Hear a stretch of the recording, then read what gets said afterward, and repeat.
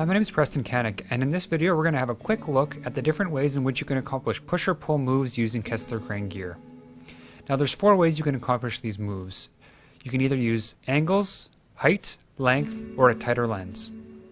Now I'm not going to go over all the configurations you can do, I'm just going to show you an example of each using one of each of the 4 methods. Now the first method you can use is angles, and what I'm going to be using for this shot is the pocket dolly, flat mount adapter, tripod head, Canon 5D, and 14mm lens. Once you've assembled all the pieces, you'll see when the camera is pointed forward, the track is still in the shot. However, if you simply tilt the camera up, the track will be out of your shot. Now if you're wanting to have your camera a little bit straighter and not pointed upwards, you'll want to angle your track. And what you're going to want to do is take the front of the track and lower it towards the ground and the back of the track raised up. The second method you can use is height, and what I'm going to be using for this setup is a 3-foot Cineslider, outrigger feet, a hi-hat, the Miller DS20 head, a Canon 5D, and a 50mm 1.2. This setup will get you about a foot of height off of the track, which will allow you to use a 24mm lens without seeing the end of the track. Now one thing to keep in mind if you're using height to keep the track out of the shot is that it may become top heavy, and if that is the case you'll probably want to weigh down the slider so it doesn't move.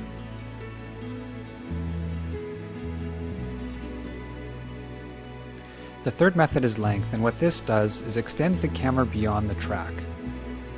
There are many different ways you can use length to your advantage. What I'm using for this shot is the KC light on top of the Cineslider. And what this is doing is raising the KC light above the Cineslider and extending it beyond the track. So as I move down the track, there's no worry of seeing anything in the shot because the start frame is beyond the end of the Cineslider. Now one thing to keep in mind though, if you are shooting either time lapses or with a heavier camera, is that if it's windy, you may get some movement. So keep an eye on your camera to make sure that you aren't getting any undesired movement. And the last method you can use is by using a tighter lens. So what I'm doing with this shot here is switching between a 14mm lens and a 50mm lens, and you see what happens when you go onto a tighter lens. You're basically cropping the track out of your shot. So with the 14mm lens, you see the track in the bottom of your frame.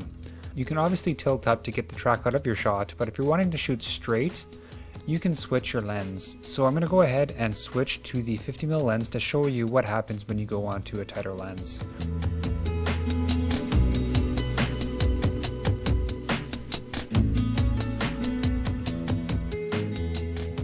So right here you can see what the 50mm lens looks like. It's obviously a tighter image, but it has cropped the track out of your shot.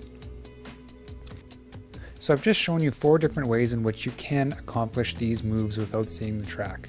They aren't the only method you can use, but they're the ones that I've found to be most effective. Now if you'd like to see some more Kessler crane configurations, I've added some pictures to the Kessler University post.